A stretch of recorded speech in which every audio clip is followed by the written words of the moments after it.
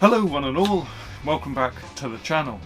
Today you will all be happy to know that I am posting another review video. I've been getting a lot of emails from you guys, and actually even publicists now are emailing me requesting reviews, which is great. I mean, that means we're obviously doing something right if publicists, you know, poets, publicists are finding my videos and reaching out.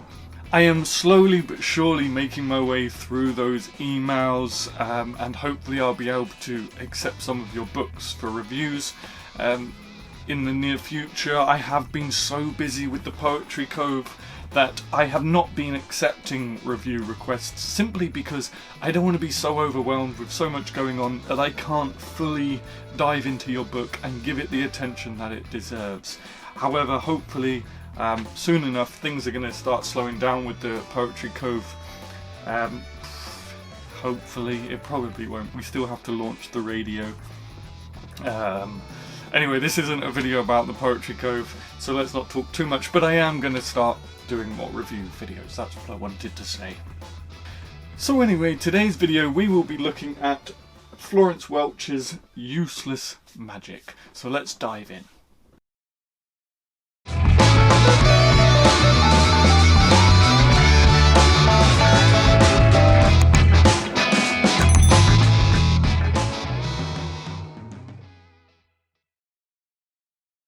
So, Useless Magic by Florence Welch of Florence and the Machine fame.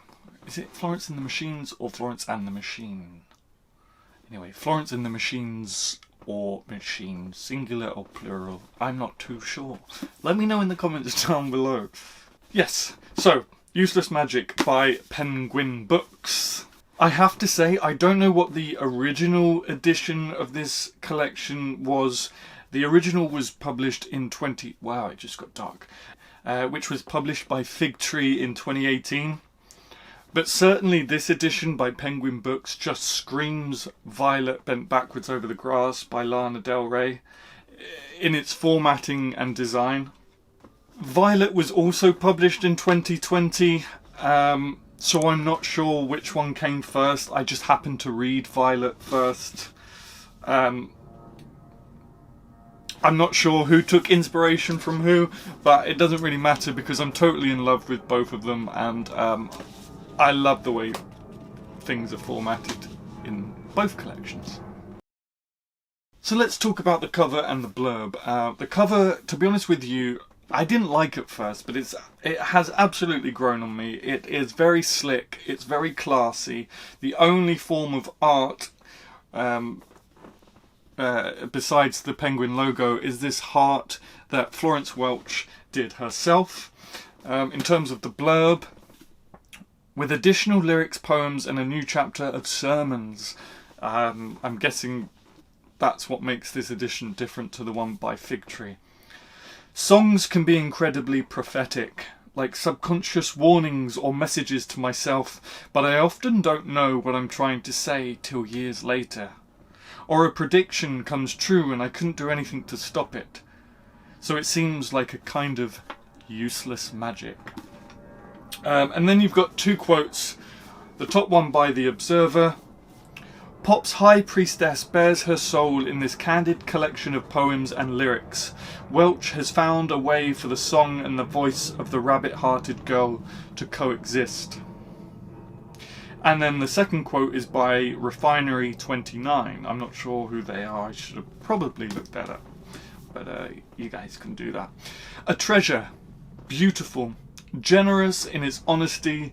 By the end you feel as though you have climbed into the colourful and sometimes tortured world of a passionate artist. Makes the reader feel as though they're peeking into a private journal. I really should... I do this all the time, folks. I really need to start reading the blurb before writing my own material, because they kind of echo everything that's always said on the blurb. But I don't like reading blurbs before I dive into a collection myself, because I like to form my own opinions. But yes, that is the cover and blurb. As previously mentioned, the design and the formatting is pretty identical to that of Lana Del Rey's Violet bent backwards over the grass, not to keep mentioning another collection in this video. That's not fair to the poet and the publishers, but it is pretty identical. The difference being, oh, how? I just happened to open to this page. I didn't read the lyrics, but this one is called Howl, and I just thought of Ginsberg straight away. Anyway, I don't know if you can see that, but the font is a more typical font, a more classy business font. It looks like to me Times, or it could be Garamond, but that sort of font. It's more formal, I think, than Lana's, because Lana's had a typewriter font. So that kind of sums up the different personalities, I suppose. But honestly, the similarity really doesn't bother me, because I absolutely love it, and I think this is the way forward of designing poetry collections. I love it. Okay, let's move on to the juicy part, the poetry. Now, the majority of this book is lyrics, which, you know, if you're just a Florence fan or you just like songs, you can find the lyrics elsewhere. But the difference is, just like the poetry, you can't get these cool bits of art and drawings and handwritten notes that accompany the lyrics. So you miss out on that.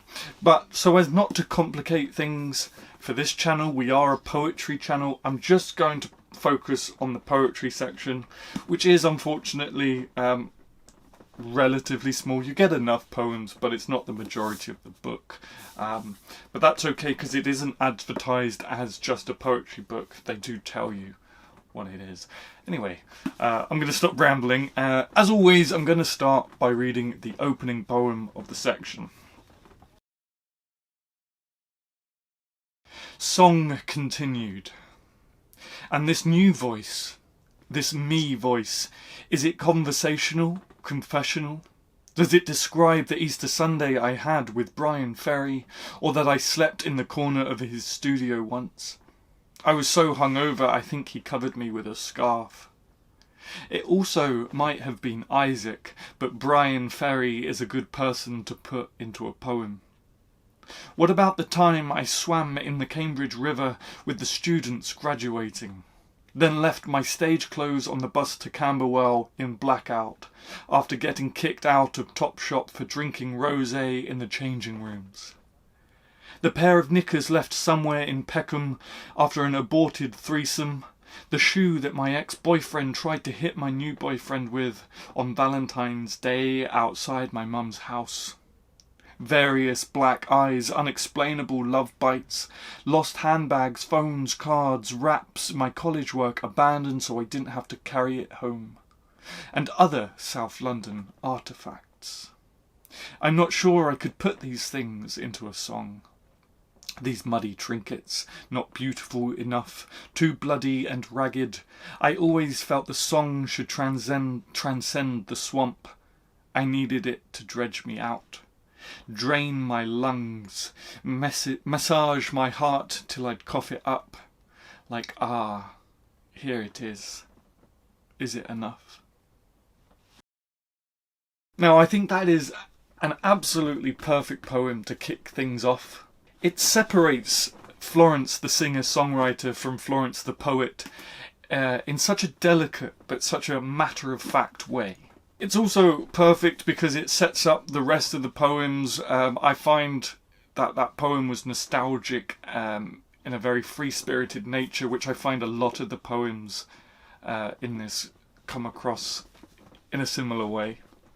So, what do I think about the poetry in general? Of course, Florence is a ridiculously talented songwriter and a singer whom bears some solid pipes. And that talent has transferred itself over to poetry as well. I love the tone of the book and the themes in the book, and being an accomplished singer-songwriter, I came into this with high expectations that didn't go unmet.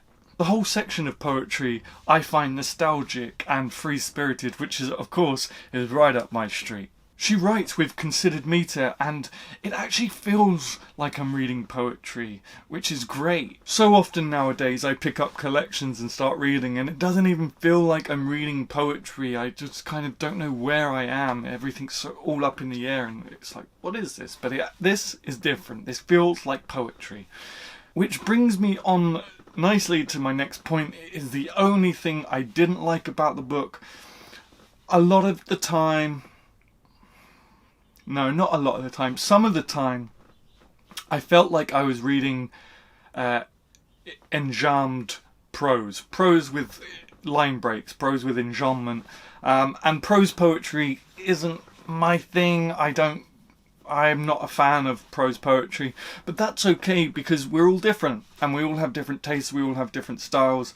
This wasn't written for Adam Gary, of course. So that's the only negative I have to say. Now, to close the video, before I summarise everything, I'd like to read two of my favourite poems from the collection. Monarch Butterflies. I am afraid of things being written down, confined to the page, so permanent there is an impermanence to song. It is fleeting, and of the moment words grow wings, flying and out of the mouths of singers and crowds, but never caught fully. Never pinned down, celebrated for their imperfections. Because they are a disappearing creation. They live entirely in the moment, a vibration, an exchange of energy, and that way things can be misheard. Reinterpreted. You don't have to be seen. You can be so loud, so visible, and yet totally hidden. By a flock of notes fluttering, already dying, disguising the somewhat ordinary if anxious writer, with their shimmering glory and colour. My grandfather said I am like the monarch butterfly. That got lost, I flew from North America in the eye of my mother. Drawn to the churches, frescoes and old bookshops of Europe, the new world, too new, back to grey stone and skies, ancient scrolls, death and dust, old death, not this fresh death, there in your hand, growing and relentless. That was Monarch Butterfly. Okay, and this one is American Mother. Crafted from Renaissance stone, mostly these days I write poetry on my phone. I wish I had more of your staunch American character. Strong, bold and unflinching, like the desert or a New York skyscraper. But I am more like the English weather. Unpredictable and ever-changing, prone to downpours. Battered by sudden winds, thin-skinned, eye-bagged and always cold, proud and leaking. Do you think you would give birth to such an English Did you think you would give birth to such an English creature with your warm American blood? I just found a picture of me, drunk in a corridor with Liza Minnelli, waiting for Lady Gaga to go on stage. I make songs to tie people to me, with a ribbon of fantasy around their necks, such a beautiful bow that I hold in my fist and will not let go. Okay, now I know I said I was going to read two, but I would really like to read this one. I believe it's the last one of the section as well, actually. Yeah, it's the last one of the section and I really love it. For Francesca. Above 8th Avenue I see a picture of fabric fluttering, your girl wings desperately flapping, for a moment hanging and yet too hard a world for out-of-focus girls. Elsewhere a volcano is exploding, coastlines are eroding, I am reading another poem about you. How at only 22 you got angry at your angels and you flew. And we, the women pulling at your dress, have only strands of poetry to embroider you a net.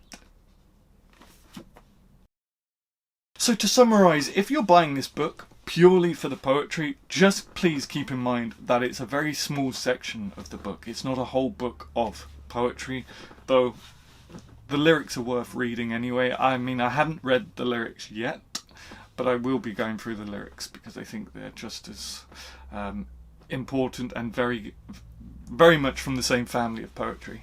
If you are looking for good reading material, something you can keep on your coffee table that you can pick up when you're in need of an injection of artistic wordery, then I absolutely recommend this book. I think very highly of it, so do check it out if that's something you're looking for. Of course, Florence knows her way around a poem, and she writes poetry with such grace and class and openness and freeness as she does with her songs.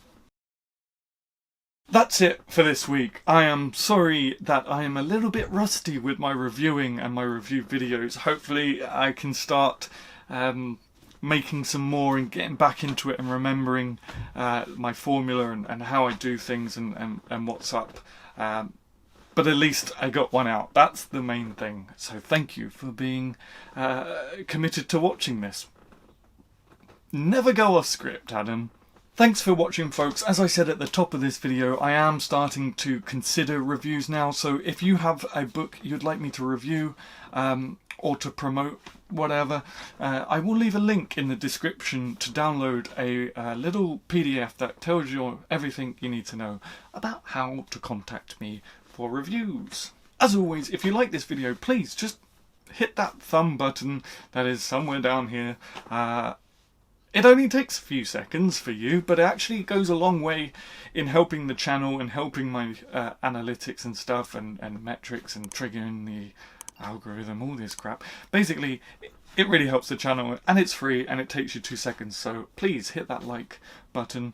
And if you're new here, hit subscribe and turn on notifications and all that jazz. This is a poetry dedicated channel and I would love to have you join the family, so please subscribe and leave a comment down below too. With all that being said, thank you for watching, and until next week, until next video, happy writing and see you soon.